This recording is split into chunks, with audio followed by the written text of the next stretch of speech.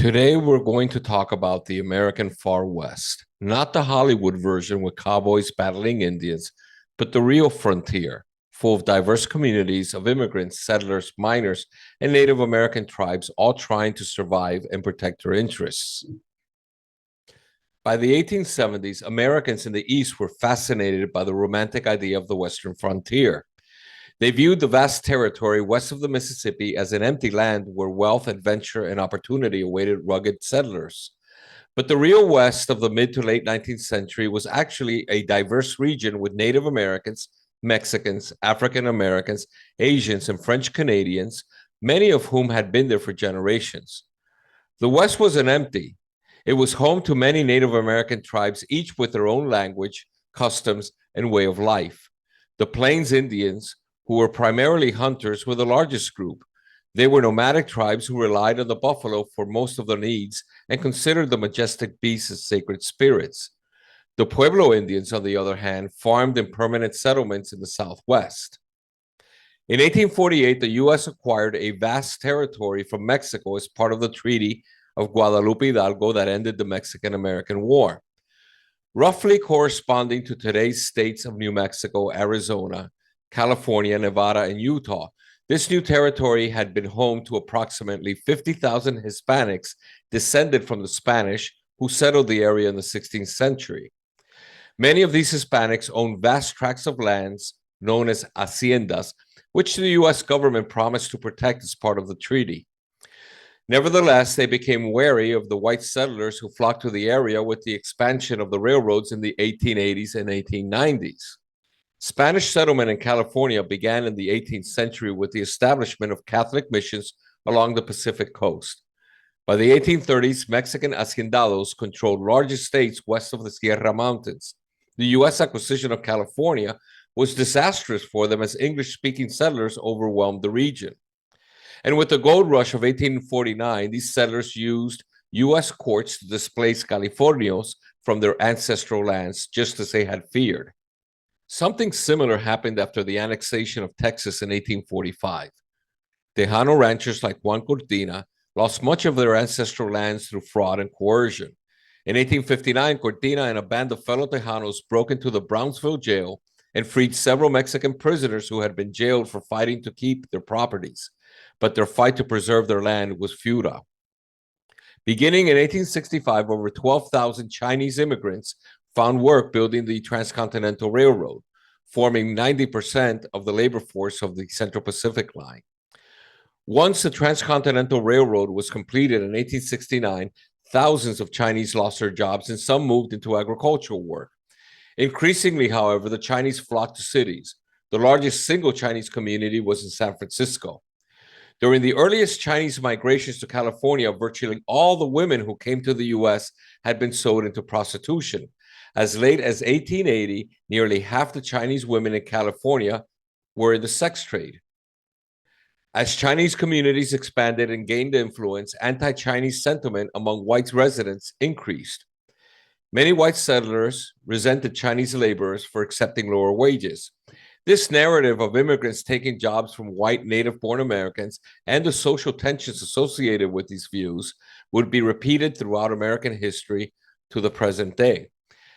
By the mid-1880s, anti-Chinese agitation and violence had spread along the Pacific coast and other Western areas. In response to political pressure and rising racial violence, Congress passed the Chinese Exclusion Act in 1882, which banned Chinese immigrants for 10 years and denied citizenship to Chinese already in the U.S.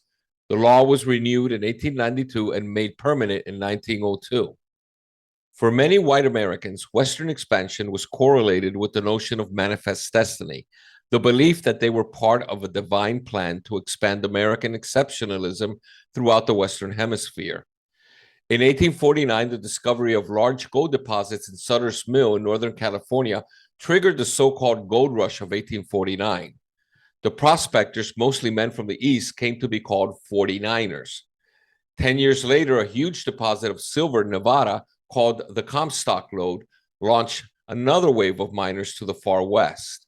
But it was the completion of the Transcontinental Railroad in 1869 that really opened the far west up for economic expansion. And the Homestead Act passed in 1862, also increased white settlement of the far west, a region that they considered to be largely empty, but actually home to hundreds of thousands of Native Americans. The Homestead Act allowed white settlers to purchase up to 160 acres of land for a nominal fee if they improved it with farms and lived on it for at least 5 years. Every region except for the South saw a rapid expansion of manufacturing, mining, and railroad construction, ending an earlier America based on small farms and artisan workshops.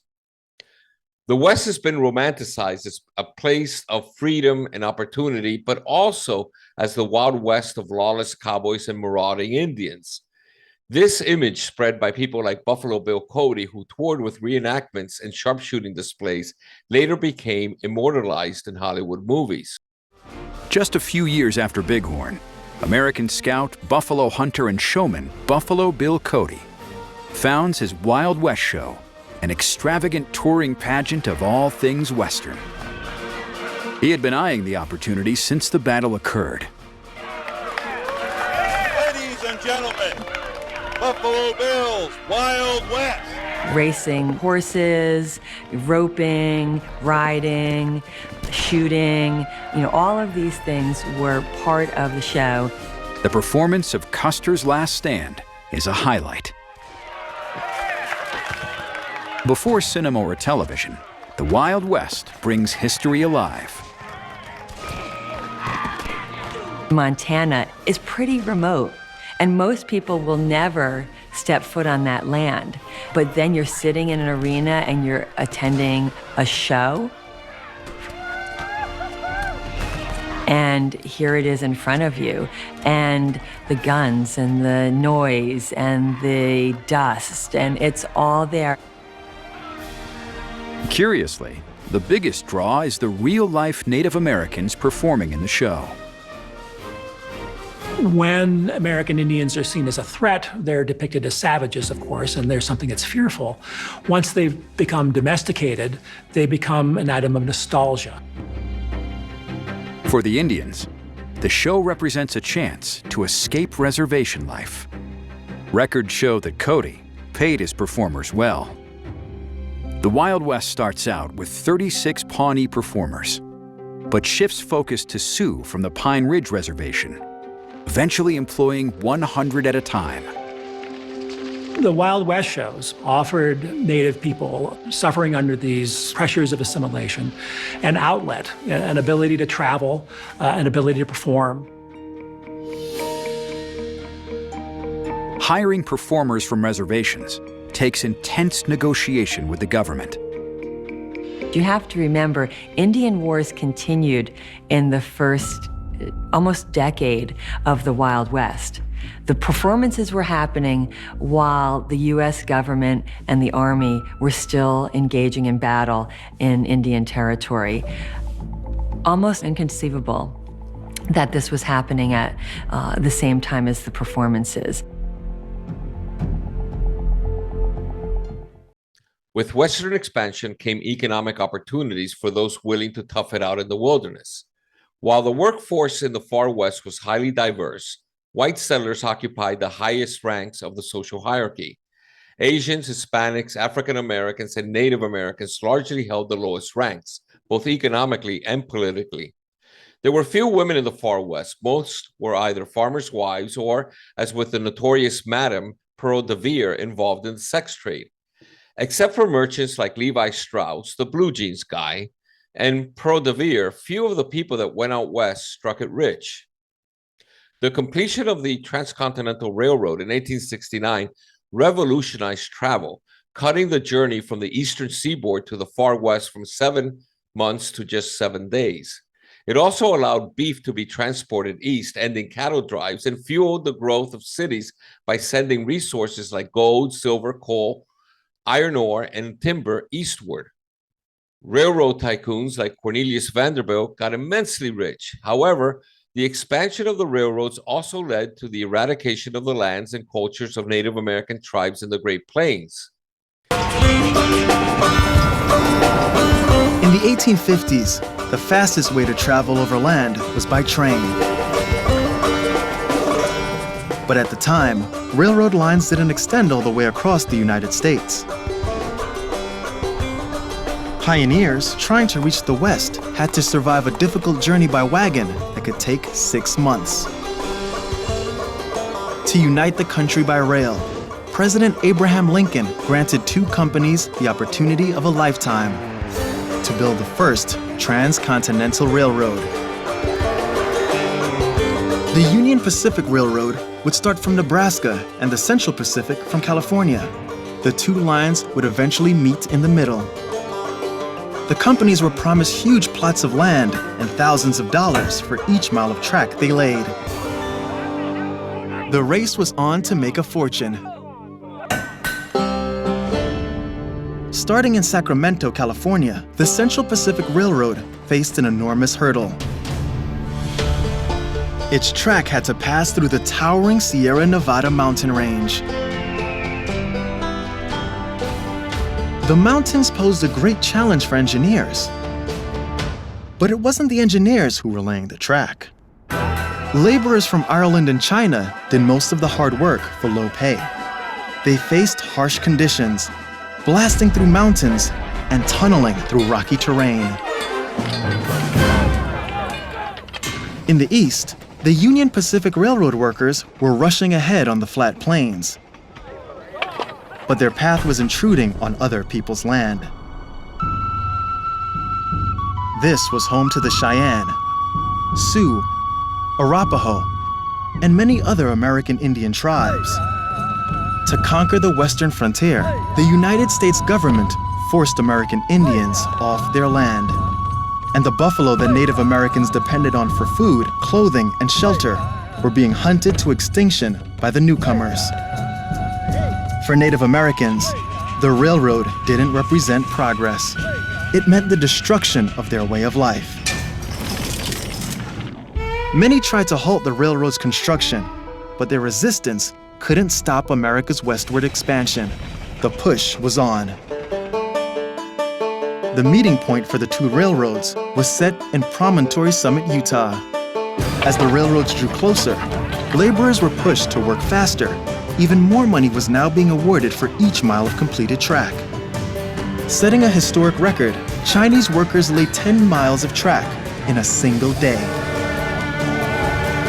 It was their speed that propelled the Central Pacific to reach the finish line first.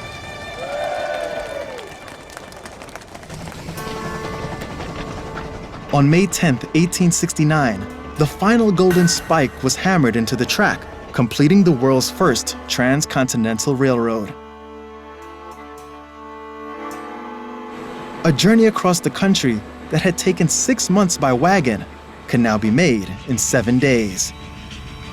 And along the route, thousands of acres of land were open to settlers who would forever change the American West. In 1851, the U.S. government created reservations for each Native American group through individual treaties. This forced Native American people into unfavorable, dispersed areas while making prime land available for the white settlers. Then, in 1867, Congress formed the Indian Peace Commission, which suggested that all Plains tribes be relocated to 2 large reservations, one in Indian Territory in present-day Oklahoma and one in the Dakotas. Finally, the Dawes-Severalty Act of 1887 further divided tribal lands into individual plots for Native American family heads and individuals, offering 160 acres to a family head. Any remaining land was to be sold to the white settlers. The program was eventually abandoned, with many allotments never being distributed.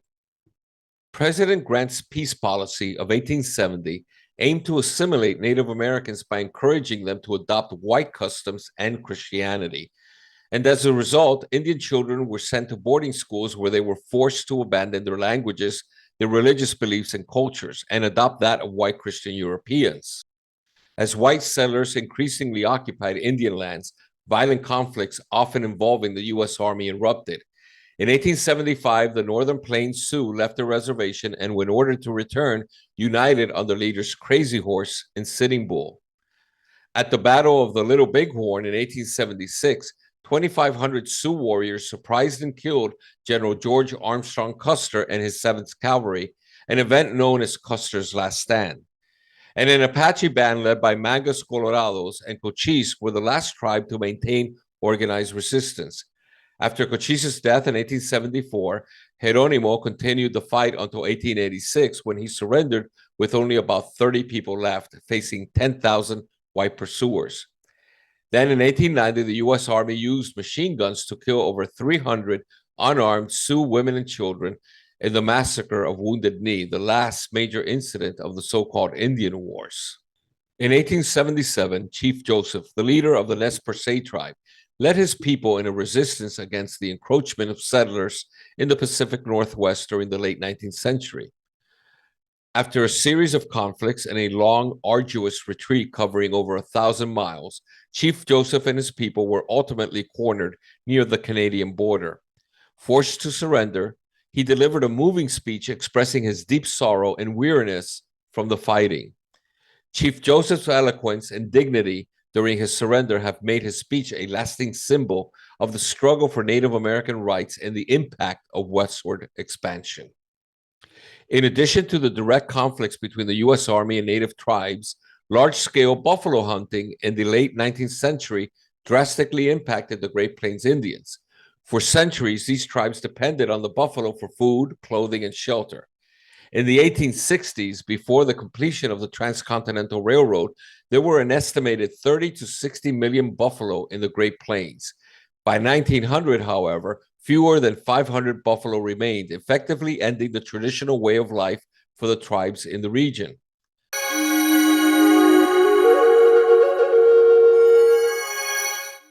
It's hard for us today to fathom the size of a herd of buffalo in the American Great Plains.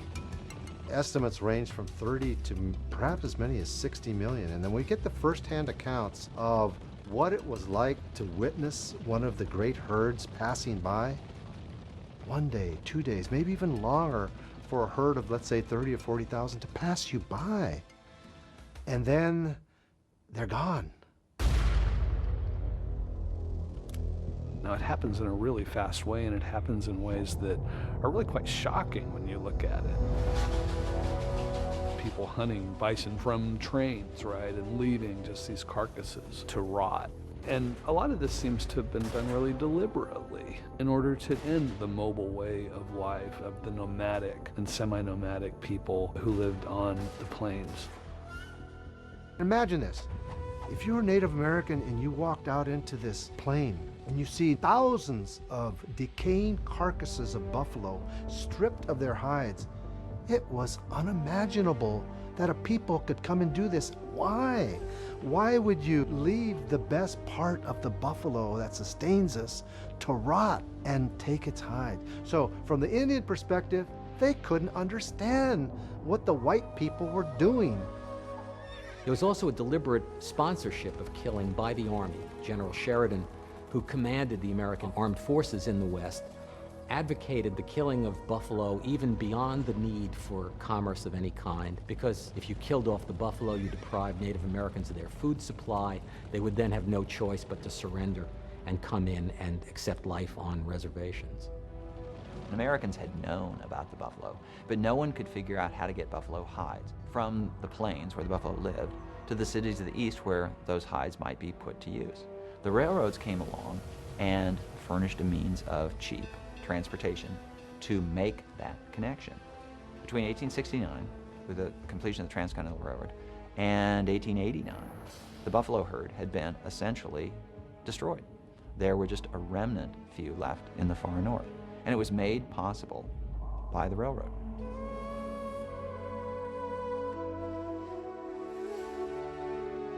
Within 15 years, the species is almost extinct in the American heartland. On the one hand, we could say that's American progress seen from a different lens, from a different view. For Native American people, for example, it meant the end of their culture that was really based on buffalo herds. While many saw the West as an empty frontier for white settlers to conquer, the reality was far more complex. The West was not an empty place. It contained a large population of Indians with whom the white settlers sometimes lived uneasily and with whom they sometimes battled. But in the end, the Indians were pushed aside and relocated onto lands whites did not want. There were also significant numbers of Mexicans in some areas, small populations of Asians and others, and African Americans moving in from the South in search of land and freedom. The West was also closely tied to the emerging industrial economy of the East. The miners who flooded into California, Colorado, Nevada, and the Dakotas, and elsewhere were responding to the demand in the East for gold, silver, but even more for iron ore, copper, lead, zinc, and quartz. Cattle and sheep ranchers produced meat, wool, and leather for Eastern consumers and manufacturers. Farmers grew crops for sale in national and international commodities markets. The growth of the West was very much a part of the growth of the rest of the nation. And the culture of the West, despite the romantic images, was as much a culture of economic growth and capitalist ambition as was that of the rest of the nation.